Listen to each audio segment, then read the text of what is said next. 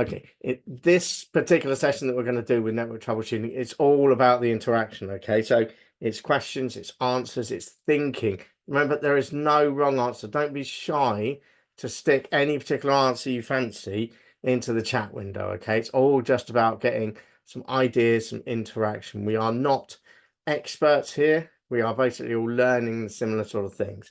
So any questions, any ideas about troubleshooting, yes, please feel free basically to stick them into the chat window when we certainly have our discussions. About halfway through, we're going to have a breakout room as well. So we're going to divide you up into a few different groups, and that's going to be your opportunity to chat, to share some experiences, to bounce some ideas about a particular problem that we're going to kind of set you, and we'll get more into that when we kind of come across that for you all. So without further ado, as I say, we're going to talk about some diagnostics, some of the simple diagnostics that we can use to help us through some of the basic network problems that you're likely to have as entry-level issues within any particular company that you join. We're going to talk about some strategies, so develop some effective troubleshooting methods for networks, and that should basically sit you in a really good stead for that. And we're going to look at problem solvings and how we think around those sort of end of things. We'll have a little glance at some of the tools and chat about some of the things we can use to help us basically deal with these particular issues. So as an introduction, there are some very simple, nice, easy things that we can use straight away. Ping basically does round trips between devices. I'll tell you what, rather than me telling you about them, I think we go into those, don't we? Oh, no, we do. Okay, that's beautiful. Sorry, I've just glanced at the next slide. That's fantastic. So ping is a round trip between devices. Simply pops out, and as you can see on the right-hand side, it shows there that I'm trying to get a reply from google.com, and I can see how many bytes get sent and basically the reply times on that. Fantastic. That tells us if we can connect to that particular item. Trace route basically looks at the route that you're taking. It will tell you how many hops, where it goes, how far it goes. ipconfig will tell you your network configuration, and indeed we know there's a /all switch we can apply to that, and there's some other switches we can apply to ipconfig to give us some more details or do some slightly different things with our IP configuration. We have netstart, or netstat rather, which basically tells us which ports are active and how we're basically chatting about things, and that tells us what's open and what we can and can't do.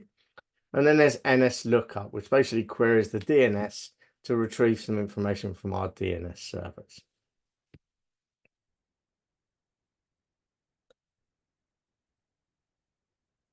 So I kind of said, it's your turn now. So let's have a quick look at some of these. So open a command prompt on your system, if you've got one available. And of course, a lot of these commands are slightly different in Linux and on the Macintosh system. Not massively. Ping will certainly work on both systems. Okay, and let's ping google.com. And feel free to post your results into live chat when you basically see that. And we'll have a little look about what you actually see when you do ping that.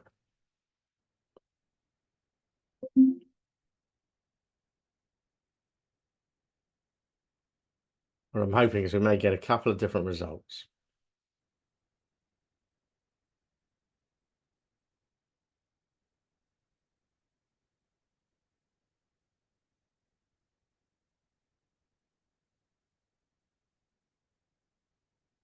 Look at that, we're seeing some different results straight away there, aren't we?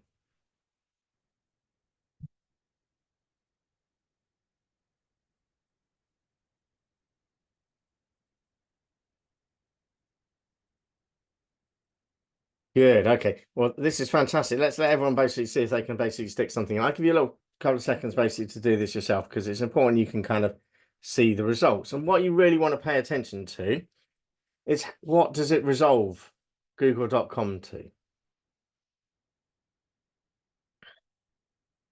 I can see Cablan basically typing in there as well. We've got a few results. Alan's in there. Marty basically fastest fingers up there. Ronell. And let's have a little discussion about what we can kind of see on those. Zachariah, this is good. I'm getting lots of great stuff back from you people. Fantastic.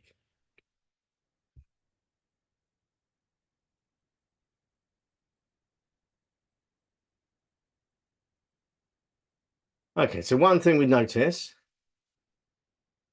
straight away is that if you look at the live chat, is that we're getting different results. So everyone is getting different results for what it is. Marty basically pings google.com and gets a response from 192.0.0.88. Alan pings google.com and gets a result from 142.250. Is that 201.78? Okay, that's different, isn't it? Just taking those two, and it will tell me why those are different and why we're getting different results. And then we'll discuss some of the other ones.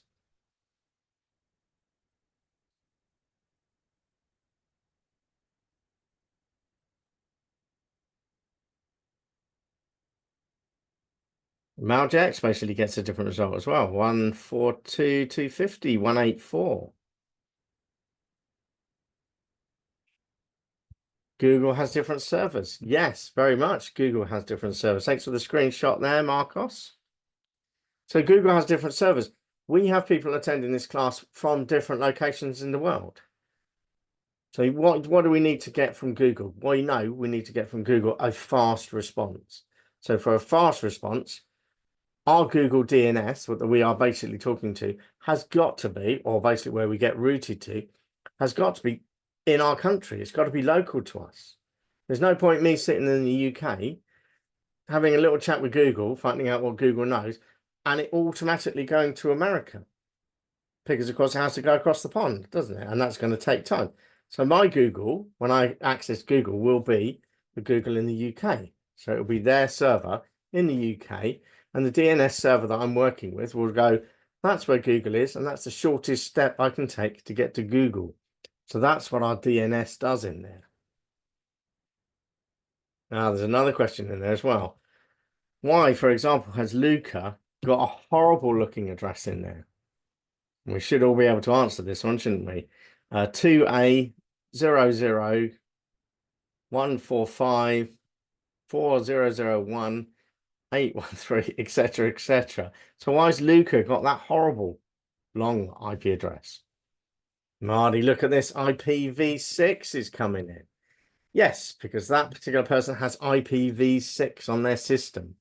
So their router and their system is all configured to work with IPv6, and their country is also set up with that as well. And that means your ISP understands IPv6, which is great.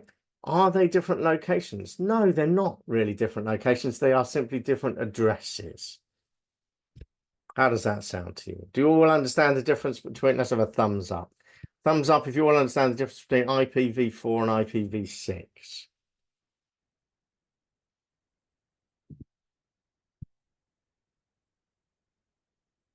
Fantastic. I like to, when I do a comparison with it, I like to think of it basically as being, I know that I live, for example, I know I live at number 9 Balfour Crescent.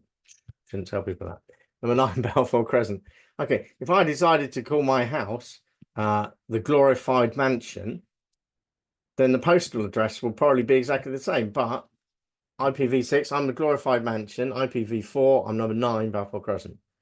They're exactly the same location. They're just said in a different sort of way.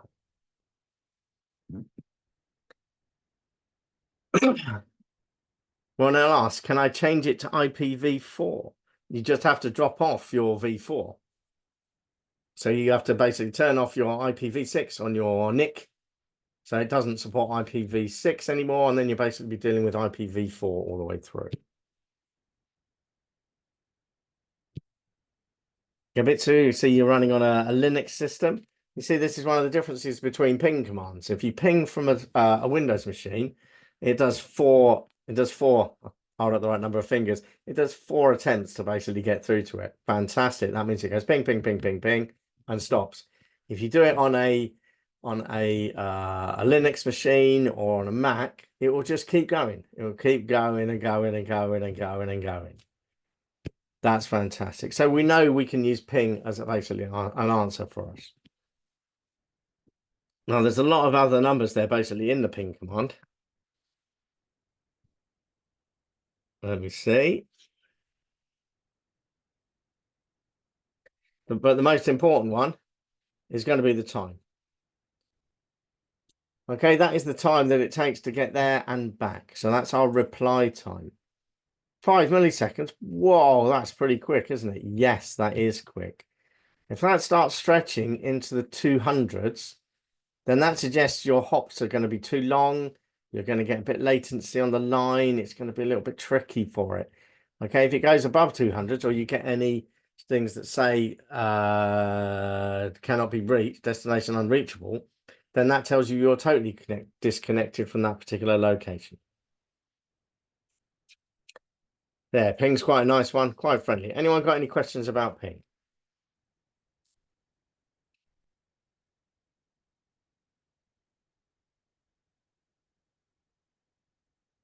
Oh, wow, let's shuffle on. And I can see Marcos basically typing there. Let's see what you got, Marcos. On pin statistics, you can ask me anything you fancy. And if I don't know it, I'll make it up. No, I mean, let's see what we come up with.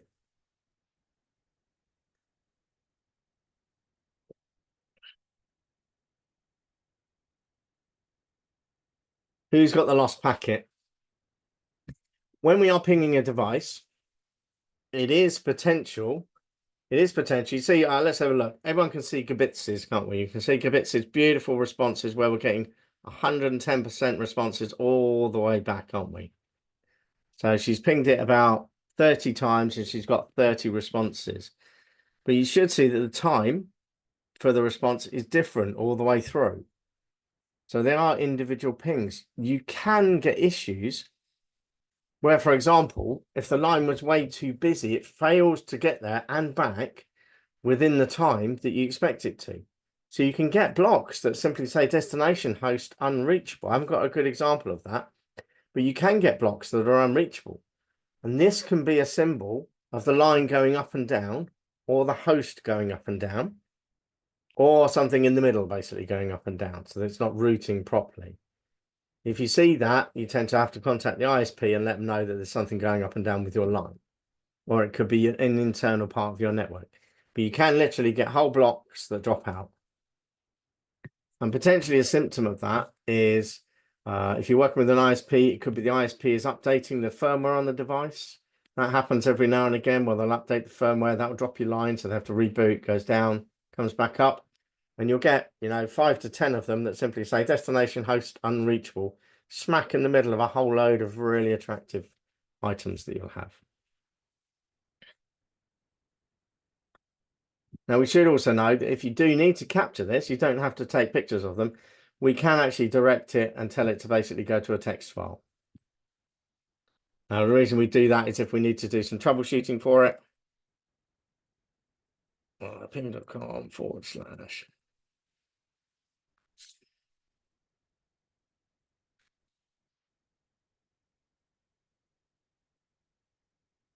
Right, so that's that command there I basically run. Ping google.com, forward it to test.txt. So really all I did there was I created a file called test.txt that contains that ping result. So I don't see it on the screen, but that basically traps it. And that can be used, of course, if you're troubleshooting, because then you can demonstrate a whole load of ping responses with the errors in it. Because your ISP, the first thing that they're going to go is, we don't think it's going up and down. Show me it going up and down. And that's what you literally have to do. Now, one thing you will have to do onto that is add a timestamp. You notice your ping replies do not have a timestamp. Okay, so you'll have to add into that ping command that you use something to basically echo the current date and time. So it shows the current date and time ping result, date and time ping result. Oh, does that answer those questions, Marcos? Perfect, that's what I say.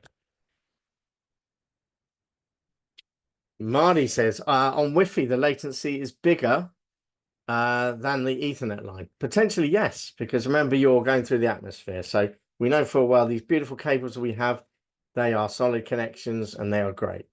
As soon as you stop onto Wi-Fi, then there's other things that will interfere with it. Okay, and will potentially give it a small errors and small issues with it. But Wi-Fi is fantastic still. Cablan says ping 8.8.8 is the same as Google. No, 8.8.8 is Google's DNS server, I believe. So that's where Google basically holds its DNS systems. And you can set your DNS to 8.8.8.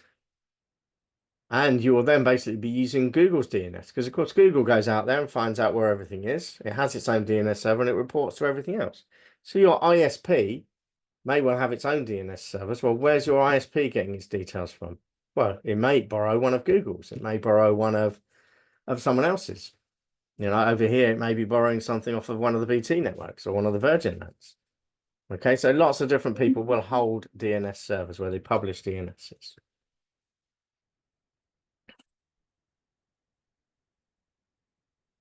Marcus, that's fantastic. Well, I guess we're stepping into the next one. Thanks very much. Let's hit traceroute. Try tracerouting to google.com.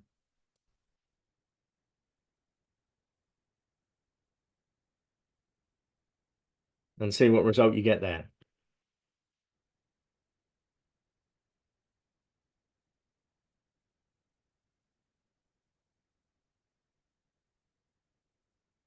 Marty's basically sticking a couple in. Now you see traceroute says over a maximum of 30 hops.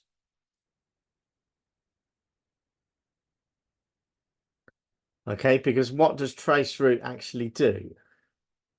Well, traceroute literally, oh, I've got a fantastic example there of what I've got.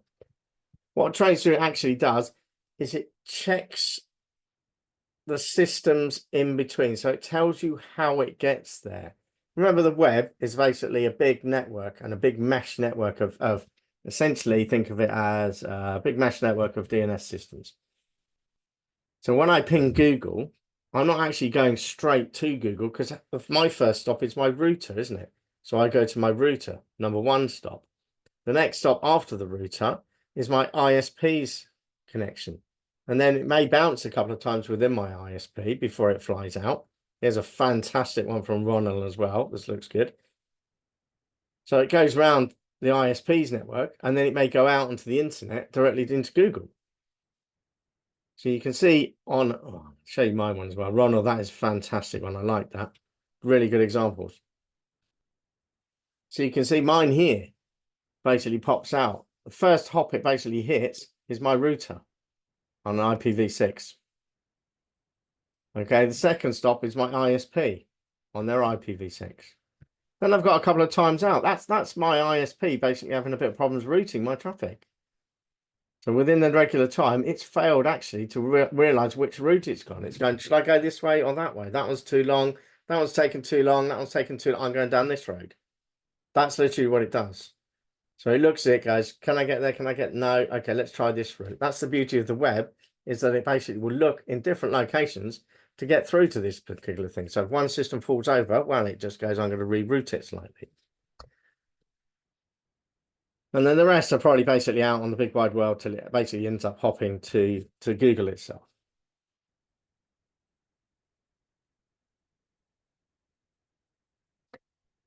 Marty, if your results are very short compared to others, that means essentially your ISP is closer, we like to use the word closer, to Google itself, to Google's domain on its network. You may be using the same ISP that your Google system has, that Google basically is using in that country you're in. If you use the same ISP, well, strangely enough, you're going to be pretty close because you go from your router onto the ISP and the ISP will go, well, hold on, that's at this particular edge, and then it will jump straight out. So you can, in theory, get it down to as low as 4 to 5 hops before you can basically hit something like Google.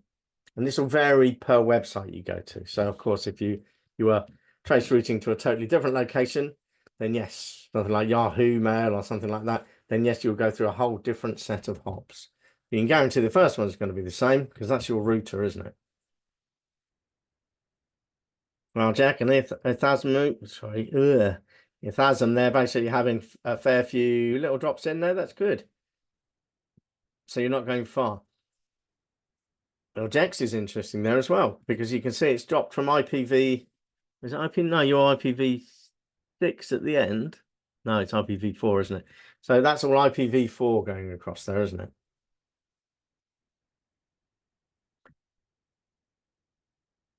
That's fantastic. Any questions about traceroute and what we tend to get with traceroute?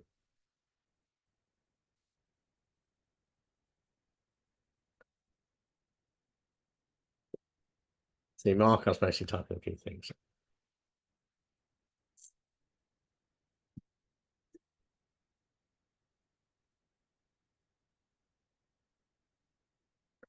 If you exceed the 30 hops, traceroute will stop. It will try 30 times, and basically the last 5 to 10 of those attempts will be stars. It'll be star, star, star, star, star, star, star, star, saying, I can't find it, let me try another route. I can't find it, let me try another route.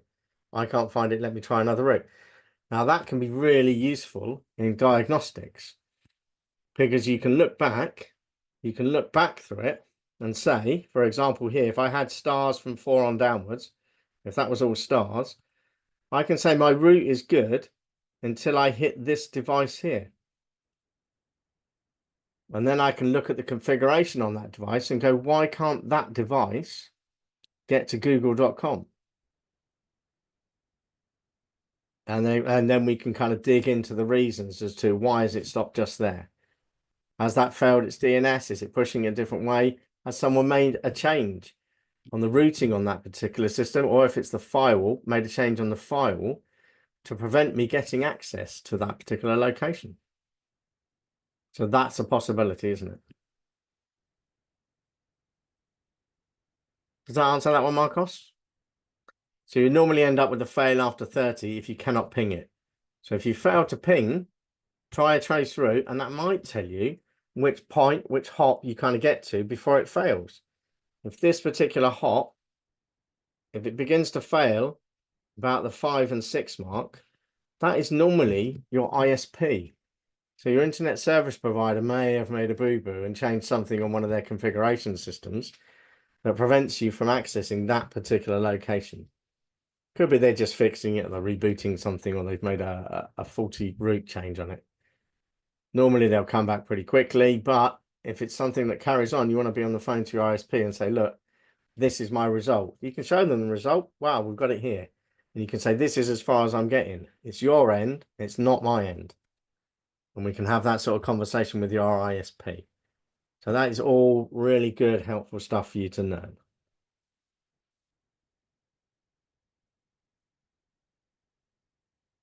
Good. I can see a few of you typing questions there. It's fantastic. It's what we're here for, isn't it?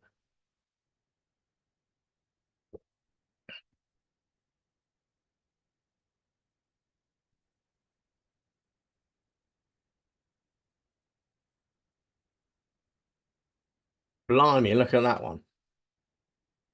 I'll have to expand the view on that one to read it all. But as you can see, we're all getting something slightly different. The operating system will basically set something different there. What have we got there? So we've got a whole load of hops there, haven't we? What command did you run up there? I'm just trying to look for it.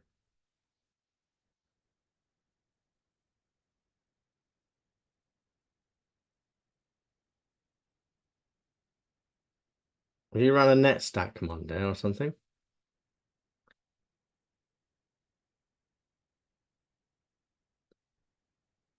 Sorry, so I can't see what command you've run on that one. But we'll probably discuss it in a bit, won't we? Okay, so the next one, a nice simple one, ipconfig. What does our ipconfig show us, everyone? Run it, and then let's have a little look at it.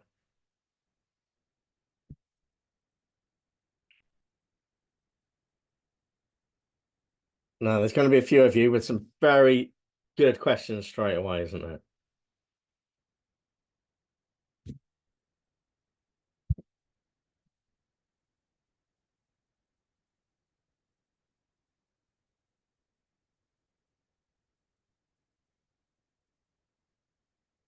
Marty, thanks for sharing that with us.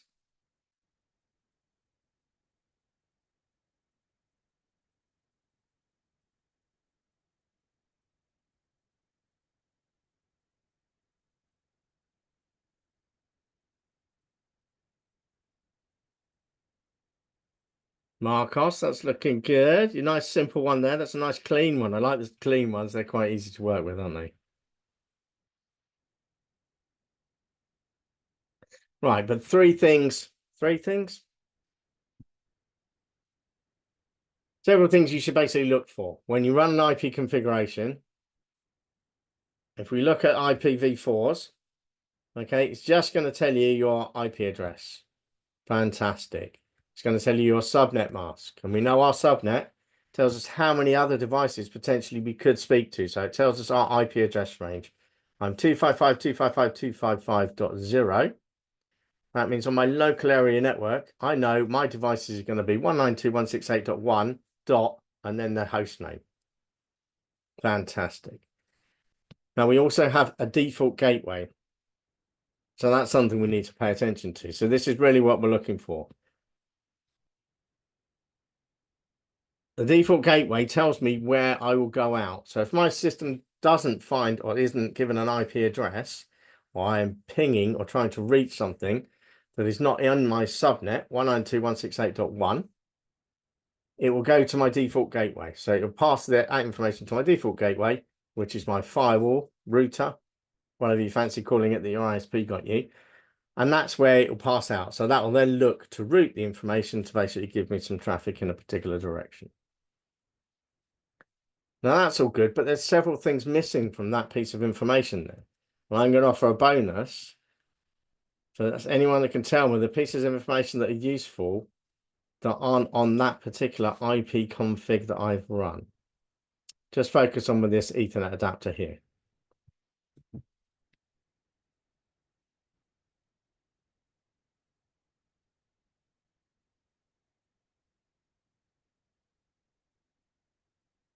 And we've recently been speaking about them, so that's a bit of a clue for you all.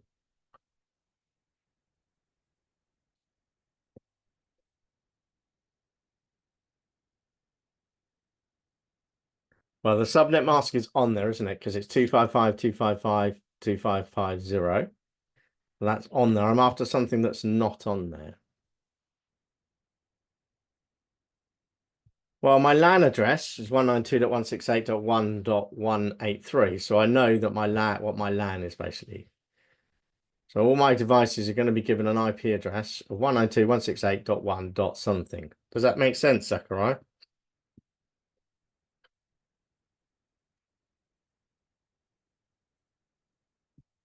So Nobo, thank you very much for that screenshot. That's lovely. So just to be clear, Zachariah, anything that is not on 192.168.1 is not on my local area network. And therefore goes to my default gateway, which is 192.168.1.254.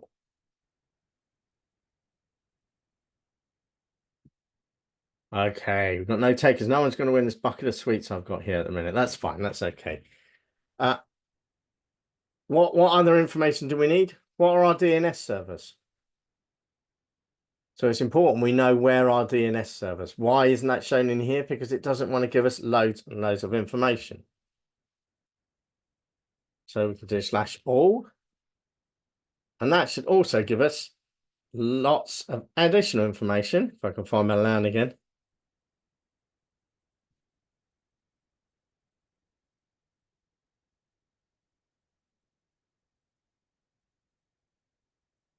Right, there we go. So we've got a default gateway, haven't we? We've got a DHCP server. So it tells us where my DHCP server is. So that tells me where I've got my lease address from. And then it also tells me my DNS server. Now, this is quite boring information because at the moment, because of course I'm just on my little LAN, sat at home. So I've got one device, our Soho device, that is not only giving us our DHCP, it's managing our DNS, and it is also our subnet. It is also our default gateway. So it's doing all three jobs. If you're on a bigger network, these will be different. So if you're on a larger network, your DNS server will probably be a couple of different servers that your company is running. Your DHCP server will be one additional server that is somewhere else, or it could be the endpoint device. Okay, and your default gateway will, of course, be your router stroke firewall that basically leads you out of the system. So they can be different. It's important we know those, because if we do not get things like an IP address, or we do not get any DNS resolution properly, we can check those devices are in existence and working. Is that cool for everyone? Look at that. That's beautiful.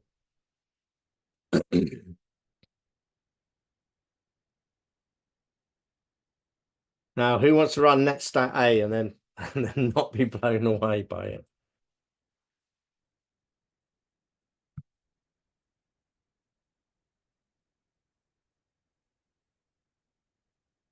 Now, don't all run netstat A and go, oh my God, what is that?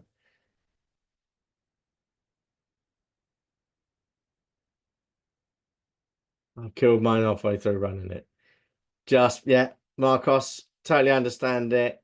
Marty is basically saying listening. Yes, these are listening or established ports. Okay, netstat A I've never found massively useful when troubleshooting essentially what we consider to be more generic network issues. Okay, it's fantastic because it gives you a lot of stats. So the interesting ones you want to pay attention to are the ones that are you. Okay, we've already know my IP address is 192.168.1.183. That is me. The next item is going to be the port number. Remember we talked about port numbers? So that port is a particular piece of traffic that it's listening for. So 139. I don't know what 139 port is, and I'm not going to look up. But I can bet your bottom dollar that somewhere around the 56595, 56956 is going to be a Zoom port. And that's probably a port Zoom's using. It's established because we're talking to each other. So that's the established port that I'm open to. All the other ones that say listening, these are ones I'm listening for. Remember, so if someone throws out conversation on a broadcast address and goes, is anyone basically looking after this particular network? That's why I respond for. So if I was a DHCP server, I would have a listening port for the DHCP protocol on my IP address. Now it's confusing. I wouldn't advise you using it, but it's important you know it exists and it tells you what ports are listening.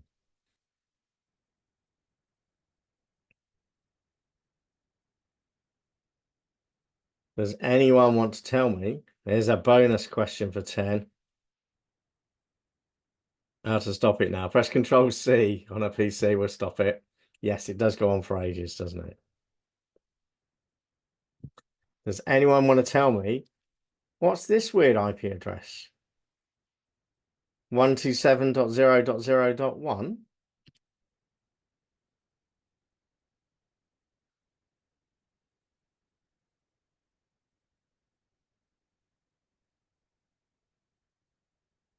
See Ron L typing there.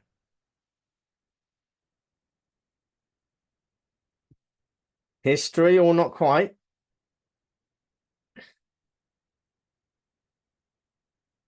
Loop. Yes, Maljex. Basically, a bucket of sweets coming your direction. It's known as the loop back address. Okay, it's not used anywhere else. And that is really you if you need to test out your NIC, your network interface card, without basically sending traffic down the line, you can talk to 127.0.0.1 and it simply just talks to itself. So it goes to the out circuit and goes, I'm going to send this out, and then the in circuit automatically picks it up and goes, oh, I've got it. So it's a loop back test. Okay, we don't tend to use it too much because we're more interested about what's external and what we're chatting to. Any questions about how useful netstat is?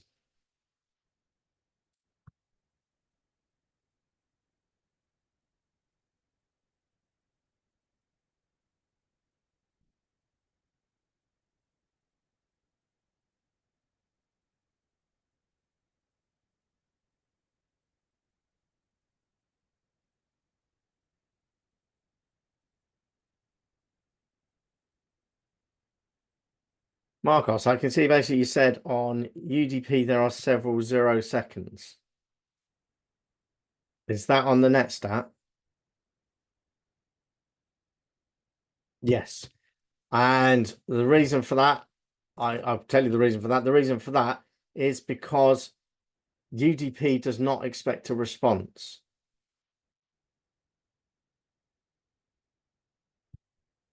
So there's never going to be a response. When we talk TCP/IP, there's a handshaking. I pass a packet to this destination. The packet says, "Oh, I've got this packet from you," and sends a message back saying, "You've got it." UDP, because it's used for video streaming and audio stuff, we don't care about whether or not you've received it. We are simply just chucking it out the line and going, we don't care if you got it. We're just throwing it down to you.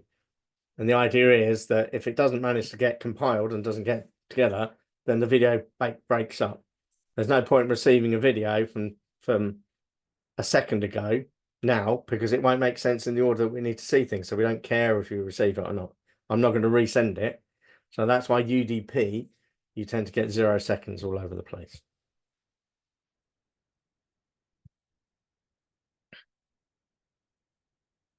Good. I'm glad I managed to pick that one up. Thank you very much, Marcus. I love the questions. Tell you what, we're going to rack through some of this stuff. Okay, DNS checker. Yes, DNS checker is quite useful. I would tend to do it on a website anyway, because you get a lot more better results from it. DNS checker, I basically NS lookup. We'll literally look up the name server for the particular organization. So this tells us the server is hub.home.arpa, and the IP address is that particular IP address. Is where it's coming out through. And then it simply tells me details about the address. Okay, if I'm looking up DNS results, I will tend to do them on a web page. There's lots of fantastic web pages that give you more details about the domain name services for particular items, and I will tend to use those. God, look at that. That's fantastic. First 5 slides, we've had loads of questions, and I'm going to get through the whole content today. Only joking. Great. Any more questions then?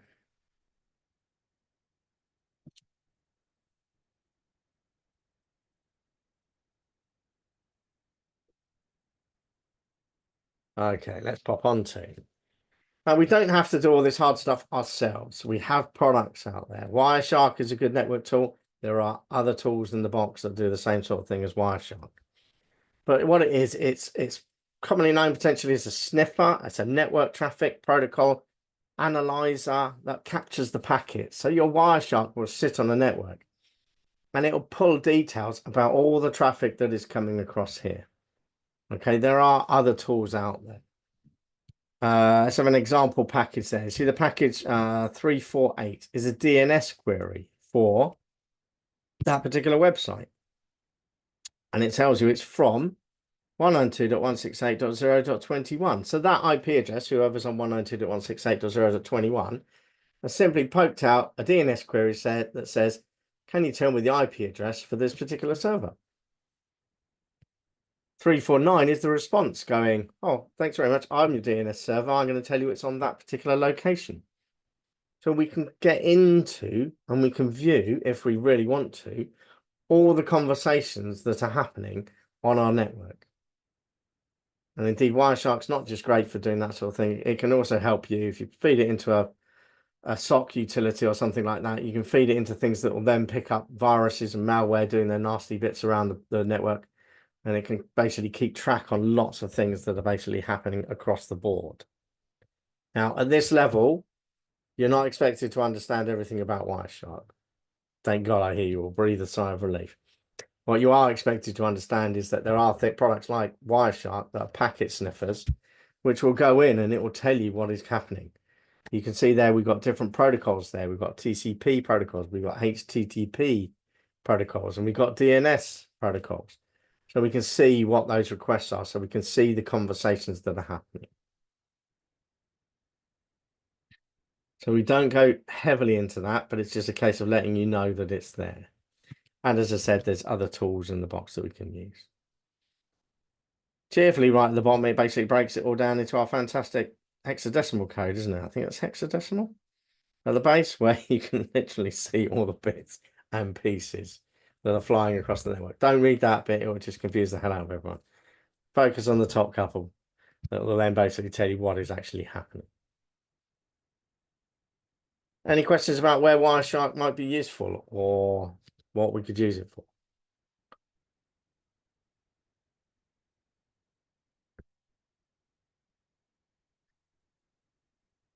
I've used Wireshark before to troubleshoot issues with voice over IP, to basically see what was happening with my voice over IP traffics, and really for the quality of service to make sure it wasn't contending or was getting a higher priority than my data traffic. So I've used it before for Wireshark for basically VoIP issues. See, Marcos just quickly type in there.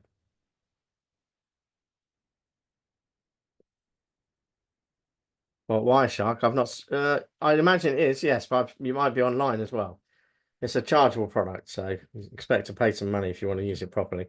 I think there's probably a trial version of it you can get hold of. But as I say, there are other products out there. Now, Wireshark kind of brings us on to monitoring. I think we mentioned that monitoring is done by SNMP. They only make these acronyms so that I have to trip over them when I'm doing lectures. SNMP, which is the Simple Network Management Protocol. This is the widely used protocol, and this is where we literally are monitoring the traffic. Very similar to what Wireshark does. Wireshark's more of a sniffer. You'll plug a Wireshark in and it'll basically get all the details about what's going on. SNMP will talk to you about how it's being monitored. It will let you administrate and collect and monitor network performance data, manage devices, and receive notifications on events.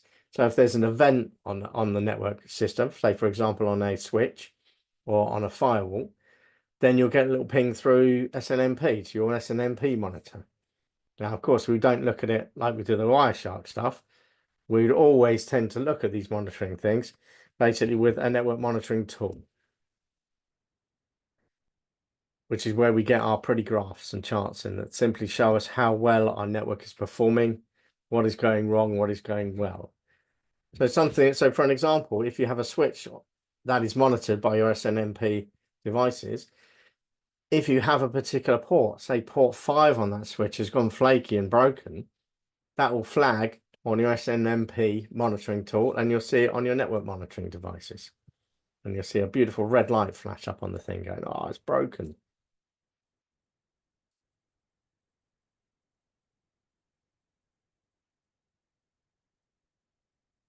Okay, but it's not the only monitoring system that we basically have, is it? Because we know we can also monitor with ICMP. Okay, so that's the Internet Connector Message Protocol. Okay, which is a lot better at diagnosing particular routing issues and things like that. So it includes a variety of messages types that are used basically to report on errors, exceptions, conditions for IP communications. For example, if a packet cannot reach its destination, ICMP is pretty good at doing that. Okay, because the destination may be blocked by particular reasons, but the ICMP destination unreachable message will get sent directly back. Whereas your network monitoring would just go, well, that's part of your routes. Sorry, your SNMP would just go, well, that's by design. I'm not going to report on that because that's what's supposed to happen. And we can use it for some more diagnostics. You can see there basically the source goes to the router rejects it. That error would go back to your ICMP network monitoring tool.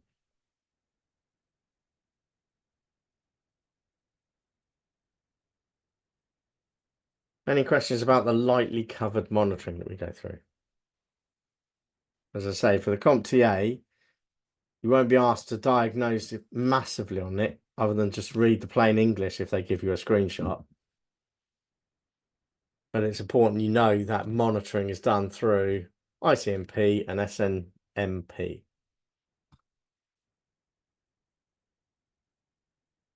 Any questions about monitoring our networks?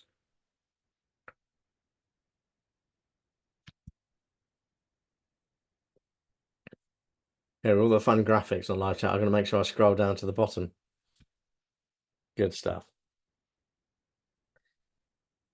So he's ready for some network configurations and settings. We know these are important settings. I've mentioned it before. Our IP address, okay, it's unique for us within our LAN. Someone else in a different building on a different company can have the same IP address as me.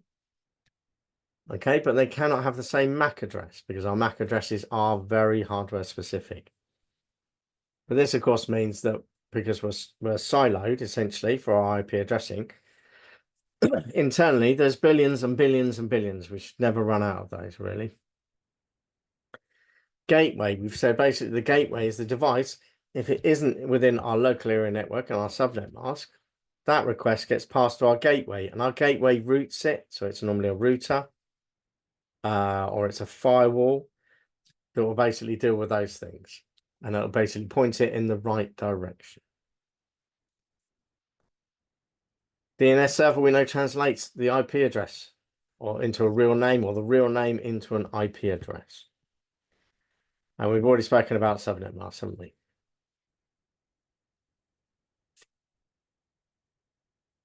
So before we go for a break, I'm going to see if we can get 4, and I'm looking at the time. We're going to have 4 discussion questions. This involves you all getting involved here. So how would you troubleshoot an issue where a device is unable to obtain an IP address automatically? No wrong answers. And it's just a case of brainstorming and throwing ideas in here. I can see a couple of you typing already. What was the first thing you might do? There's no right order at the moment. We won't establish right orders yet. We're just simply going to have ideas. Marty says, reset the network or troubleshoot. Yes, we are going to troubleshoot it. So this is part of the fun we're having here. So how would you troubleshoot it? Reset the network? What would you do in terms of reset the network? Try and break that down. Sebastian, check if the DHCP is on. So I can walk over to the server or the router that I know is giving me the DHCP and make sure it's got some lights on the thing. Fantastic check. Really easy to do. Yeah, let's see.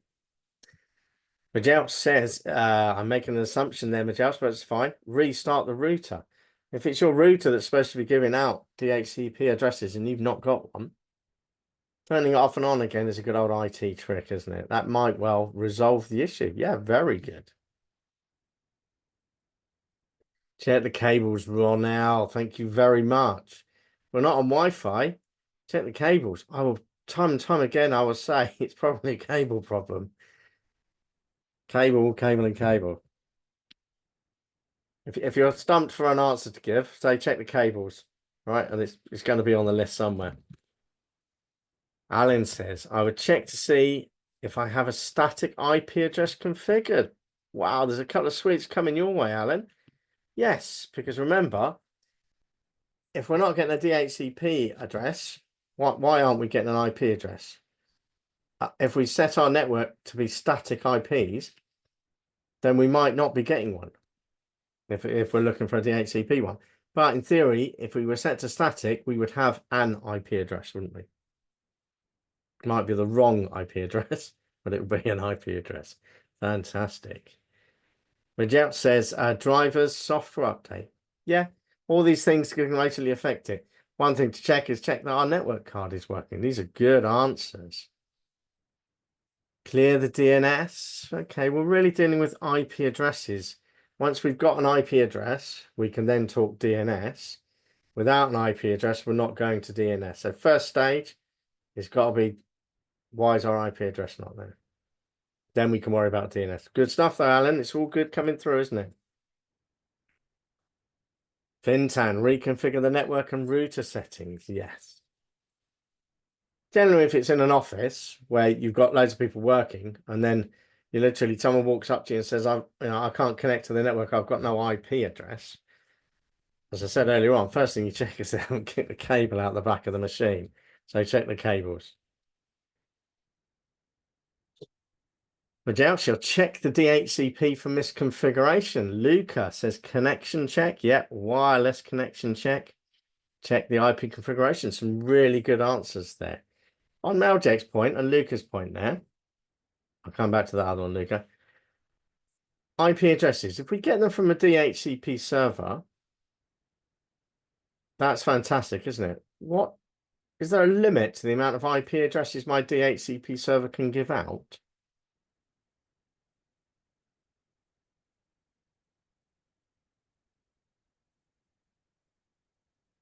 This is a tricky question I'm asking.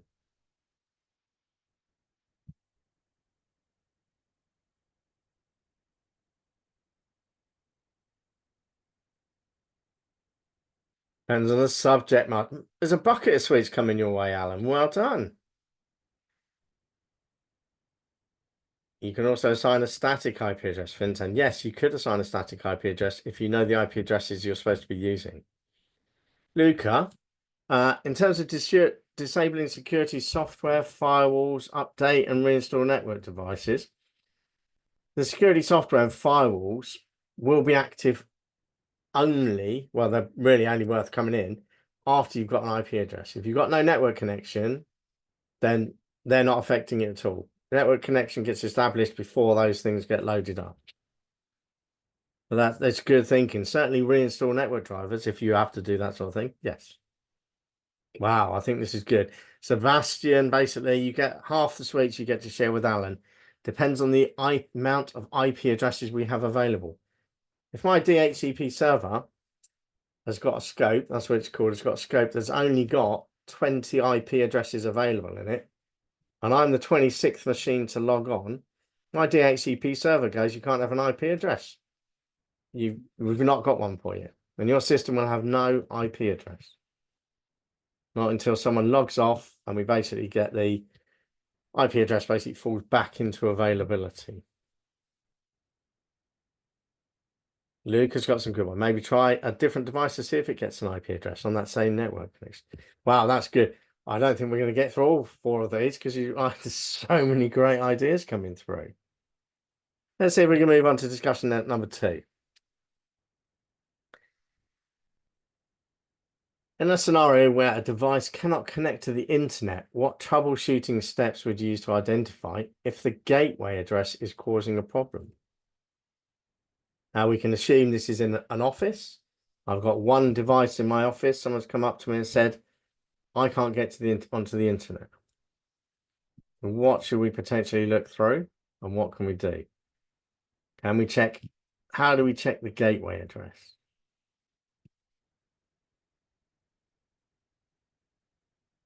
See lots of you typing. I'm really loving this session.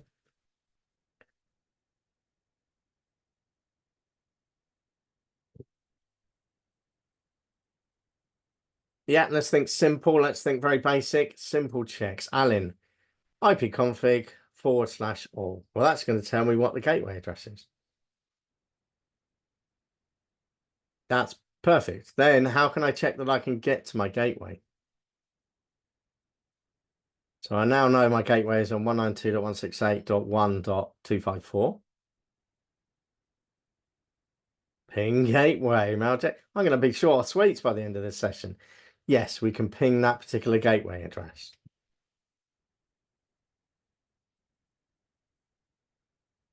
Really good.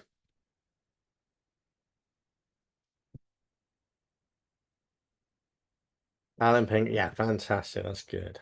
I can see a couple of you typing there.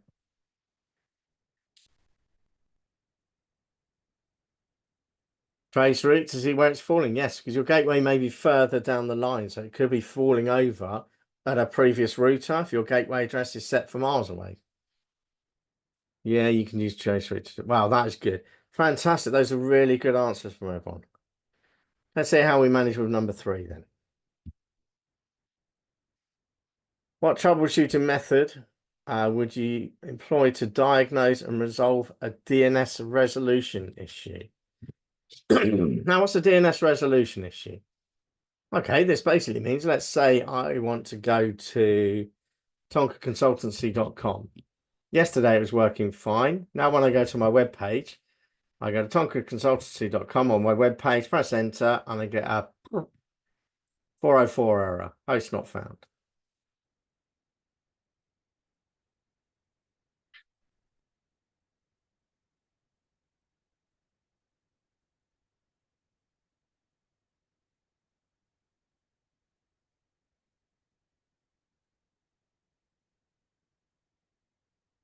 See a few of you typing then. What could I try to work out why that is the case?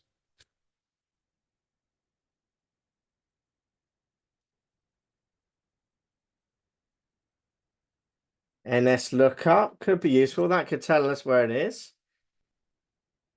Check other websites. Maximilian, yes. Is it a case I cannot get to any internet site, or is it just this one internet site? If it's just one internet site, I can probably think that there's a DNS problem with just that site. Ping the DNS IP address. If I get a failure on pinging that IP address that it tells me it's on, what's that likely to tell me?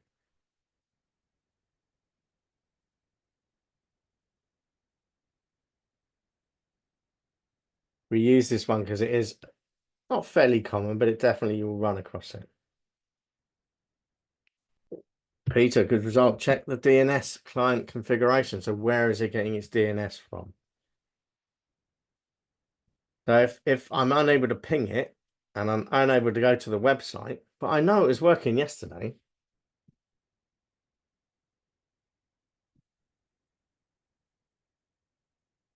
One thing I always do is when I'm looking at DNS issues, I can see Mardy basically typing. I don't want to show it yet. I'm holding back on this one.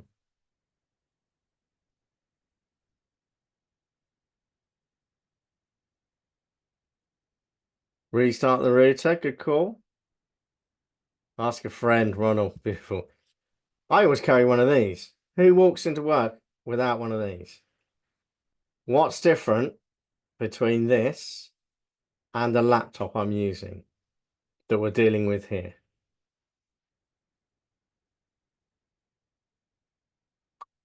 So when I'm trying to resolve a DNS, I can see a few people typing.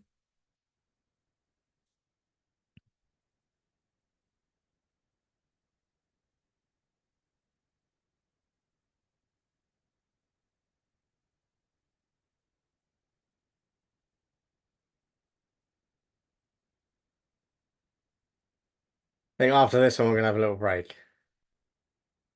I'm going to let you have a coffee and a shake up. See a few of you typing. MAC address is banned. I think we're talking something that's very deep, Zach. I like it. Very deep. Probably don't need to go that far. So what's different between my laptop and the device I'm holding here? The big difference between the two is the ISP I'm using. Okay, they both have different ISPs. They both have different DNS servers. Okay, this is going out on a 5G network. My laptop's going through my landline and my ISP through that. So if I can get to it on my mobile phone, I know the website is good. If I can't get onto my laptop, it's possible they've simply moved the website. So if they've moved the website's IP address and my local DNS on my laptop hasn't updated, then I'll be still looking at the old location and they probably shut that one down. Whereas my phone could be looking at the new location. And it's as simple as that. And there is a command that we can use, which is ipconfig /flush DNS. And that will clear out our DNS, because remember, our DNS is an address book. So we've got a local address book and we've got an address book on our router. So if I want to clear my local address book, I can flush my DNS and then it will forget all the IP addresses it ever knew about and it will restart asking the questions. So it'll ask that question again, where is tonkaconsultancy.com? And that will go out to the ISP and the ISP will probably have an update where it's right. Simple as that. How does that sound to you? Good stuff. Right, see. Any other questions? I can see a couple of you typing, so I'm holding for the break before people type questions.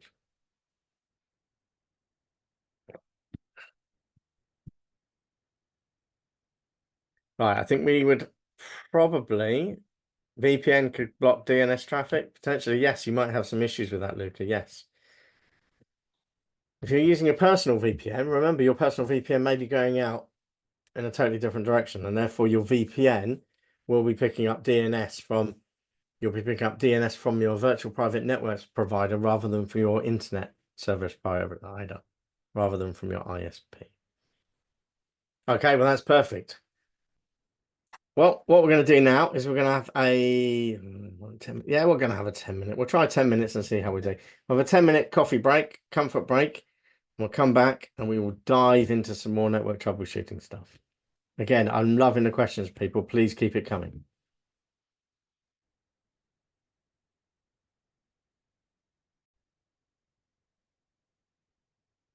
Welcome back, everyone. Well, I hope you've had a chance to have a little comfort break, grab a coffee, a banana or an apple, and you're raring to go with our continuation for the network troubleshooting. So, thumbs up who can see hardware issues. Good, great stuff. We're going to crack through a couple of these, so please do poke questions and comments basically into live chat as we whip through some of these. So, hardware issues. Yes, focus on the most obvious potential problems straight away. Physical things, cables falling out, pins basically breaking off of the network cables, simple things like that tend to be quite a large proportion of issues you will deal with in the first line technical support area. We all know within our network cables that have beautiful little clips on them, don't they? Well, try not to grab the cable furthest away. They have these magic clips on them. Okay, when those clips break off, yes, the device will simply slip out of the back. Okay, certainly devices that sat on the floor, the old computer boxes that sat on the floor, people reach out, they stretch their legs, they'll kick a variety of cables out. So first things first, check the simple issues. We just talked about flushing DNS. Yes, we can flush our DNS to get it to refresh the DNS locations from essentially the DNS provider that it's basically got. That will fix the majority of simple DNS issues that we've actually ran into. Other issues that we can be caused, this is where we get slightly more technical, or more into it anyway, are firewall rules and VLANs. We know full well that our routers, our firewall rules, and our VLANs are there to control the flow of traffic. So any changes you're making to a firewall, if you make a change to a firewall or to a route on your network system, and then all of a sudden you get people phoning you up saying, oh, I can't get here now, I can't get there now. We know full well we probably typed a little IP address wrong or something like that. So always look at those, evaluate the sequence and review and adjust those particular traffics if required. VLANs are much the same. We know our VLANs are becoming more and more popular. Yes, they're all over the place now. They are fantastic at segmenting our network. That's what they're designed to do. But with part of that segmentation means we need to control the flow of traffic. So we need to know who can access what devices when we put them into VLANs. It will enhance our overall performance on our network if we break things up into VLANs because we get less traffic spamming across our networks. But as I said, it's important that we understand which VLANs should be able to talk to which and how and where we've configured those. They can cause some particular problems.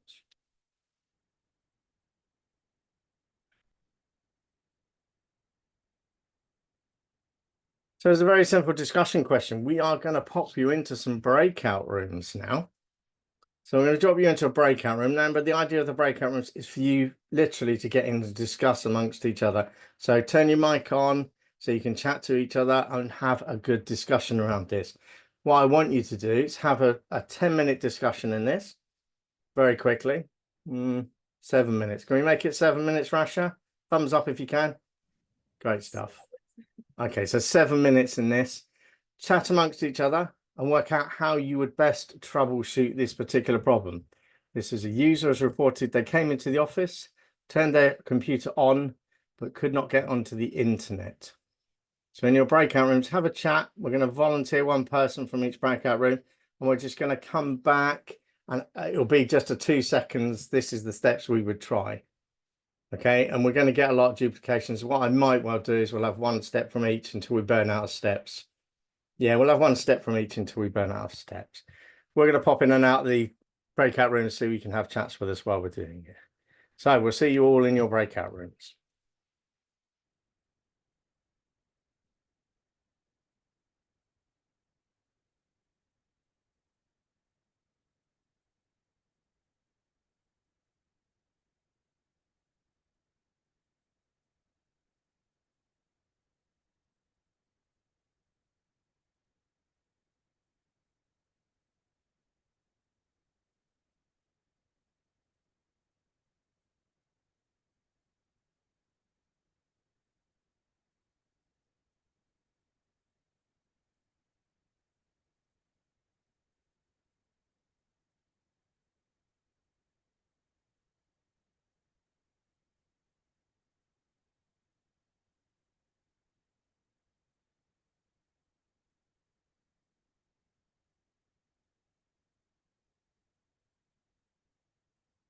2 rooms, Russia? 2 rooms, is it? Yeah, so Ragib joined room 2, so you can join room 1 if that's okay. I'll have a little chat with room 1 and see how they're doing.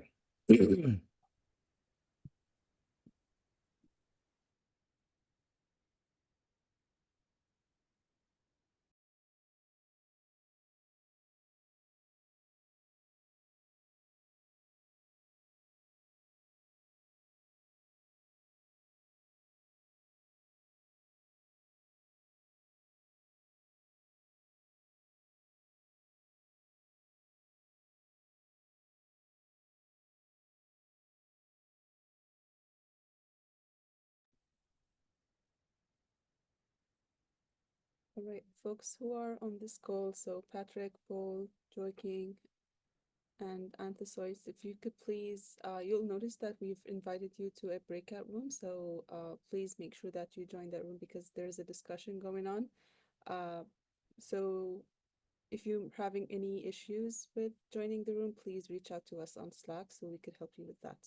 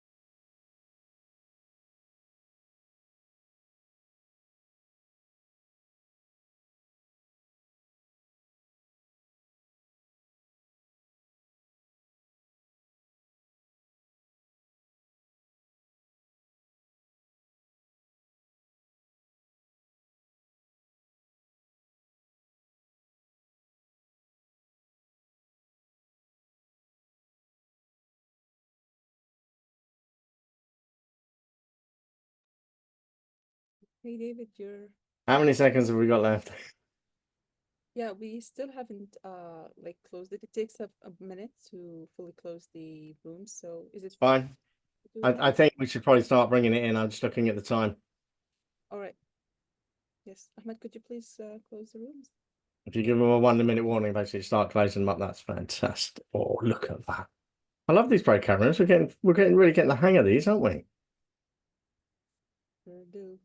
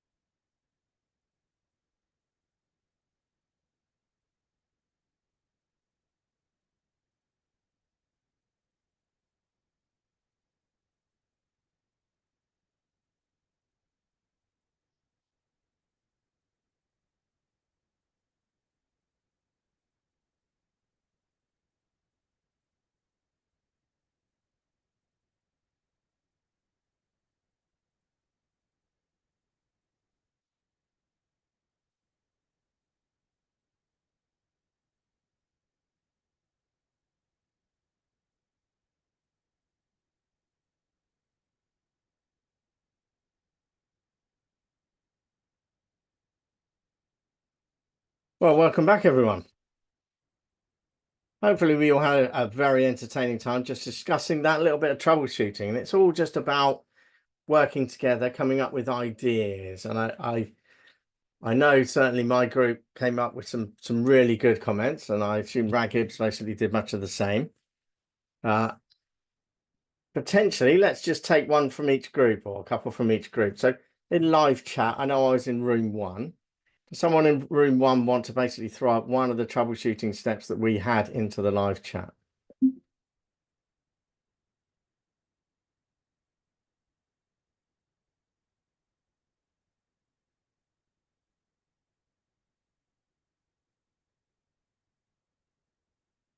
Check the cables there. Marty basically nailed that one. Okay, first thing I'd always check if one person comes back into the room and says, I can't get on the internet, let's check they haven't kicked the cable out or something like that. That's good. So now we'll flip it to room two. What troubleshooting one did you have on there? Anyone from room two can smash something into the live chat. We'll do fastest fingers, whoever types the fastest. Mine says several people are typing. It's all getting competitive, isn't it? You can't say check the cables as well. You have to pick a different one, Marcos. The idea is we dovetail each other and we pick slightly different ones each time.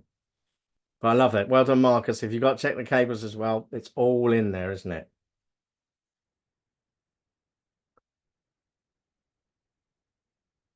Different groups, same idea, definitely. Anyone from room two got a slightly different answer? It's like that game you used to play where you're not allowed to use the same word. I can see Peter typing, Zachariah. I can see several people typing. That's cool. What if we check from another device to see if the network works? Yeah, Edward, that's fantastic from room two. Can we have another one from room one? Let's see how we go with room one this time.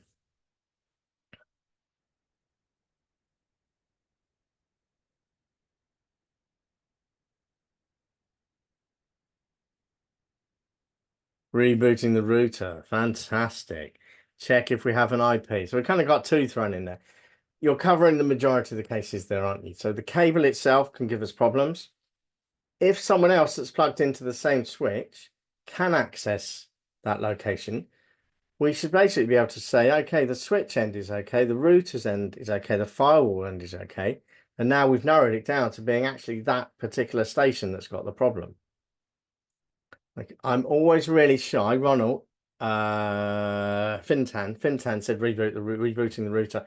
I'm always shy about rebooting a router in an office environment because you're not just killing one person's connection, you're killing the office connection, aren't you? You're killing everyone, your LAN side of that router's connection. So always go careful when you do that.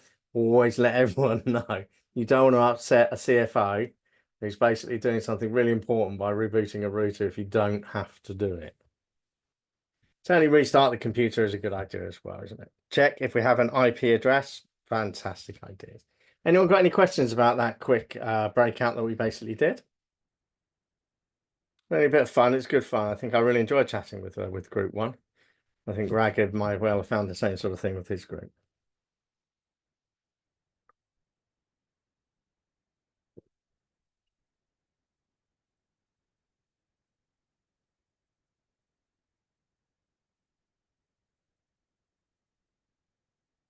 Just pausing while a couple of people finish typing. Only one user has an issue? Yes. So don't reboot router if only one user has an issue. Check if other colleagues in the office can connect to the network. Yeah. Marcos says ipconfig, because ipconfig will tell us if we've got an IP address. It'll also tell us where our default gateway is and our DNS servers if we use the ipconfig space /all, won't it? And as was happily pointed out to me in group one, it's a slightly different command on a Mac or a Linux system.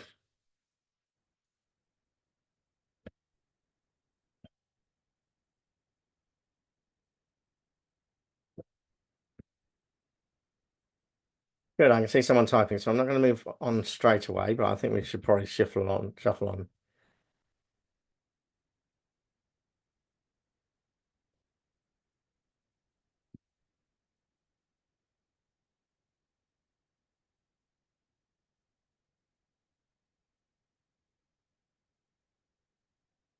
Oh, they've stopped typing. Okay.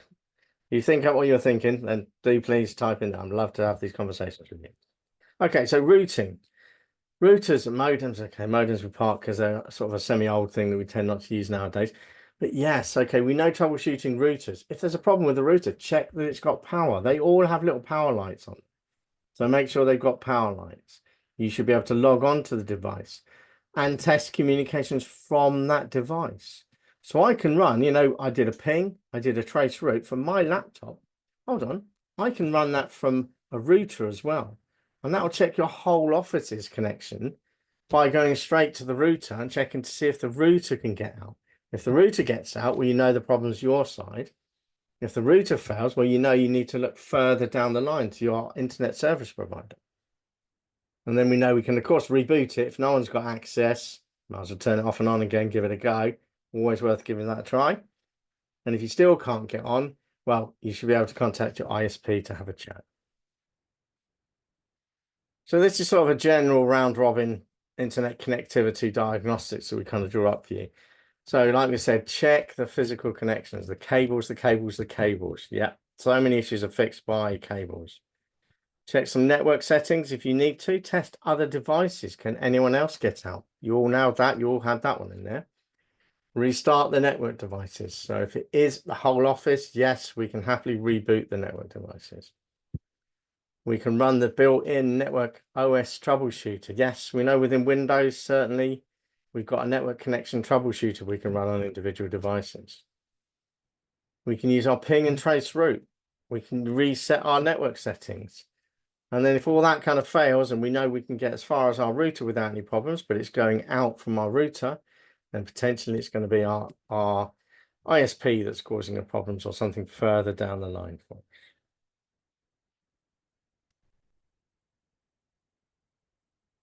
So we label this one advanced troubleshooting. It's not really, but it is kind of up. So Wi-Fi connections. We know full well that we need to basically check to see if there's any interference. If we are dropping in and out of connections, the chances are, if it's on a Wi-Fi, there's something getting in the way.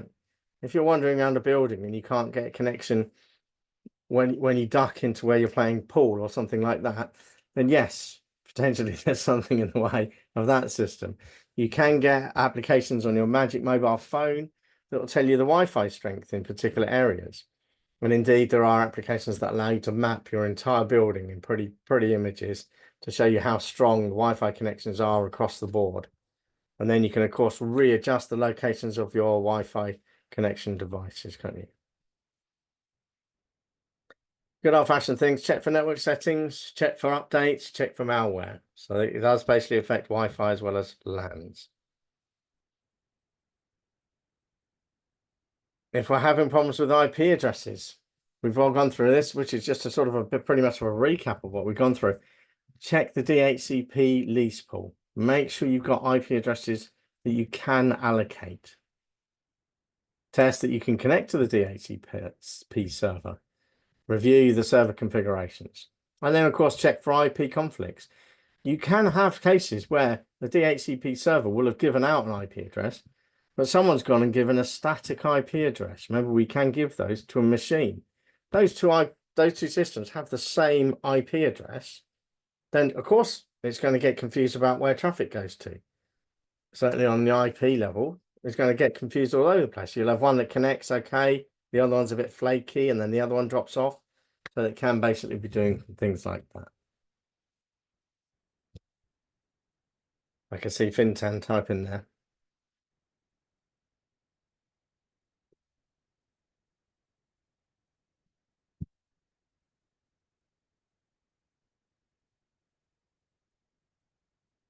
How does weather affect Wi-Fi communications? Well, you imagine all Wi-Fi is basically a radio transmission, isn't it? So it's very much the same way as it affects all your radios.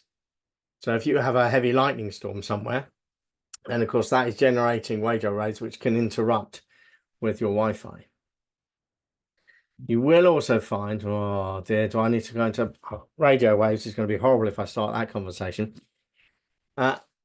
Swimming pools? No, I can't do that. Radio waves basically travel out as a wave, don't they?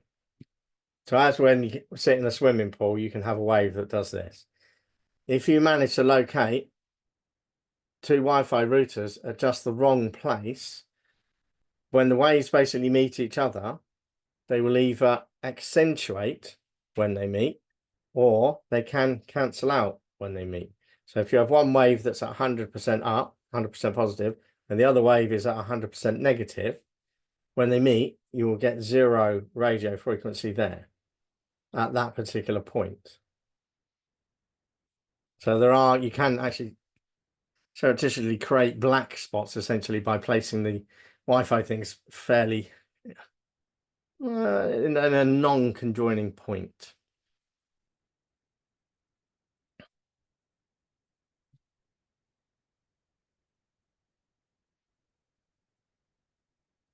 Okay, so we kind of go through a couple of Windows features. Yes, let's have a quick look at some of these cases. We'll try and fly through some of these.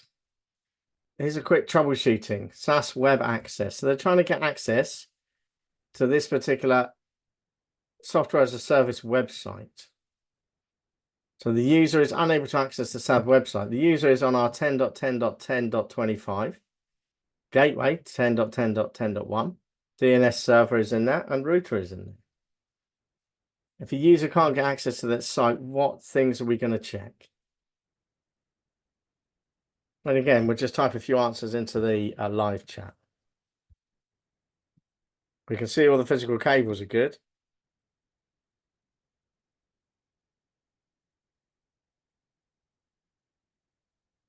And again, potentially one of the first questions we have asked is, can anyone else get access to that website?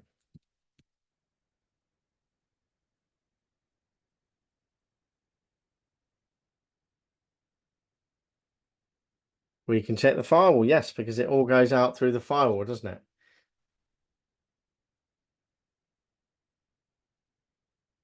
We can also check with the pings, and I think we've kind of gone through these several times before, so I won't loiter on that topic.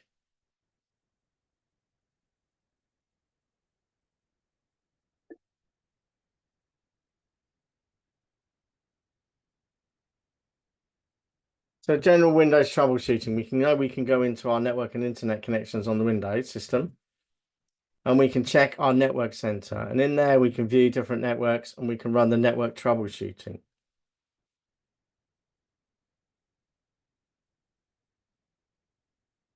And we can check our network connections, and this will tell us if it is or is not connected. And we know we'd see this on our toolbars anyway, don't we? And if we need to, we can check our device manager. I've had cases where people have accidentally turned the Wi-Fi off. So essentially turned the NIC for the Wi-Fi off. And that's, of course, has dropped them out of systems. And simply by going into here, you can simply see that that particular device has been disabled. So it's worth basically checking on those systems if it's an individual that's having these problems.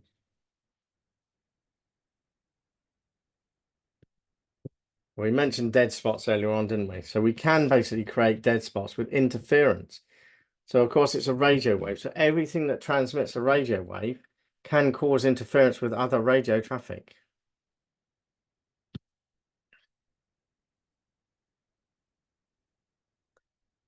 We won't go through this other one here, but we'll basically talk about some real life examples here.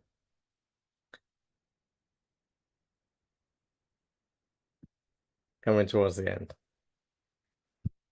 A real life example just to show you where and how far outside of the box you might need to think. I'm not sure if we've mentioned this one before. There was a company that was basically having problems with some nightly backups failing. And these nightly backups were failing regularly, always about the same sort of time in the morning, about 3 o'clock in the morning, always something falling over. And the backups was actually failing. So after a couple of weeks of desperately troubleshooting it, looking at the servers, examining everything, and not being able to come up with an answer, one of the guys said he was going to stay in overnight and simply sit there and watch the server, for want of a better idea. So he sat at his desk late night. He's had a few coffees, a couple of cokes, that sort of thing, and he's carrying on tinkering with a few bits and pieces. Coming towards the time where the network, where basically the server backup normally fails at this particular time. And of course, some cleaning staff come in because they clean overnight. And he watches them wander over to where his server rack is, and he watches them pull the power cable out of the backup server and plug in their Hoover. And they do this every day. And he asks, why are you doing that? Why are you doing that? And he says, well, it was the most convenient power socket that I had. So you've always got to be aware that you need to think a little bit outside the box sometimes when it comes to solutions and troubleshooting things. Strangely enough, nowadays, most server rooms are basically behind lock and key and no cleaners are allowed anywhere near them. Well, that was a real life case that actually happened. We're talking a fair few years ago, weren't we?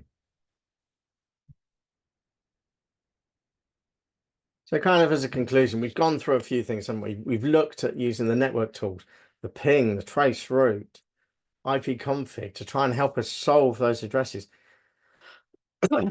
Nowadays, as I say, most of us use TCP/IP. That is the common protocols that we're using. So the IP address is essential. If we don't have an IP address, we're not talking to anything. So we developed some troubleshooting strategies. Yeah, check the cable. Number one, check the easy things first. Okay, and then we can move into some more complicated things. Always beware if you are going to reboot something like a router or a switch, bear in mind who's connected to that switch. Okay, so do not just simply go and pull those cables out. And we've talked about some real life troubleshooting procedures that we can kind of go through and things that will work and things that won't work. I mean, I've really enjoyed the breakout rooms today, and I've really enjoyed the interaction that we've had today. Still here for questions. Any further questions that anyone would like to ask? We're here simply as a chat. This lesson is really designed as a chat around troubleshooting. So I'm happy to answer questions or give examples or talk about real life examples. I know I might have mentioned it when we talked about a while ago and some of the other troubleshooting side of things.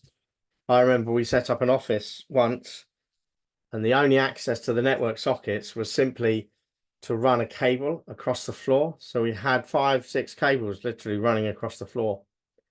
And literally the chairs had rollers on them. And by the time I came back 2 weeks later, those network cables were mashed to pieces. They were literally torn to shreds.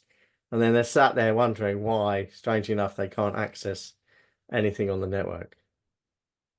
Yes. Shortly afterwards, we put those beautiful cable covers in there. They wouldn't let me drill into the concrete floor and put a conduit in.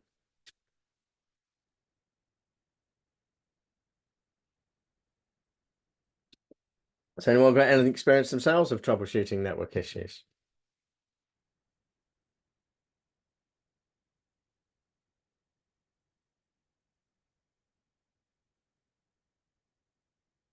See a couple of you typing things there. I think we all have problems every now and again with some networks, don't we? And hopefully now we've done some troubleshooting, we understand what's going on a bit better. You'll be able to kind of help yourself and troubleshoot through some of these issues. Of course, as soon as you start learning about this stuff, then of course all your family will want to chat to you, won't they? And you will be the person they won't ring up.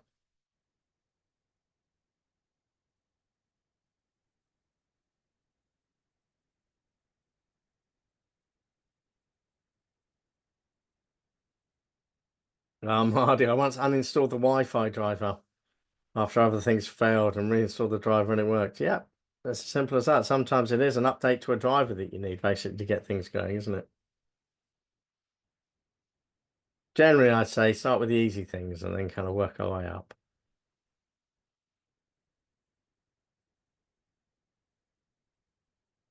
See a few of you typing. We will obviously come to these questions that you ask if there are questions and things.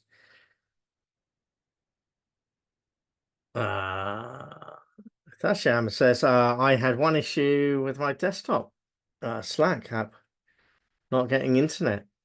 I was using the web Slack and every time I used it, uninstalled the Slack app and then installed again. God, that sounds fun, doesn't it? That sounds more like a software issue than something on the network, but it could well be that. Finally installed a new version of Windows and it's working now. So it could be something to do with the handshaking on that. What about latency, Marcos? Latency is one of those fantastic things, isn't it? It's a bit like glitches, isn't it? They use it. My son uses the term, "Oh, glitching." It's glitching on my system. Latencies. Latencies are very simply the time that it takes you to transfer from one location across the network to another location. We know with the internet, part of the beauty of the internet is there are different routes. What TCP/IP being a packet transfer system basically does is it takes your very long message. Well, we'll do it like this. It takes your very long message, which is your entire communication. It breaks them up into small pieces like that, and then sends them out. Right, and it sends them out pretty much like this. Right, that's how it sends them out. When it arrives at the other end interprets those and puts them. I'm not going to be able to put it back together now, but puts them all back together. Okay. Now, what happens with latency is possibly one of these went a different direction. So rather than going through the fast hops that was working, that fast hop may have stopped. So it's gone a longer way round. So your system sits there going, I've got most of the message. The other bit must be on its way. And when the other bit arrives, yeah, it puts it back together and then goes, oh, right, we've got the full data. Let's use it. So that is essentially what latency is. So you've not dropped the connection, but your packets have gone a slightly longer route than possibly they should have wanted to. If you've got 1,000 milliseconds in latency, yes, that is horrendous. Doesn't sound big, but if you're playing a game, oh, that's killer, isn't it? Difference between a headshot and missing totally, isn't it? Sorry, I shouldn't mention games too much. Peter Neville basically says, once make a diagnostics on a laptop VPN connection at work and it worked. Well, that was good. Well done. VPN can mess with your latency sometimes. You've got to bear in mind, okay, when you're using a VPN, private VPN tunnel, yes, you are going from your system to your ISP's routers to the VPN provider. Then he will basically run via his external routers. So potentially there's a few more hops on the way. Now, how they compensate for this is when they provide a VPN, they try to get their edge routers as close as possible to the main edge routers for the rest of the big clients. So Google, Microsoft, all those guys that basically are supplying all this internet data. So they'll try and get them as close as possible. And that means, despite the fact it's taken a couple more hops, it's still less time than going via our ISP that may be cheap and may be saturated away from those edge routers. So that's where you kind of get either the VPN gets a little bit more latency because they're cheap and they're out of the way slightly, or they can get a little bit better because they creep ever so close to essentially some of the main system routers.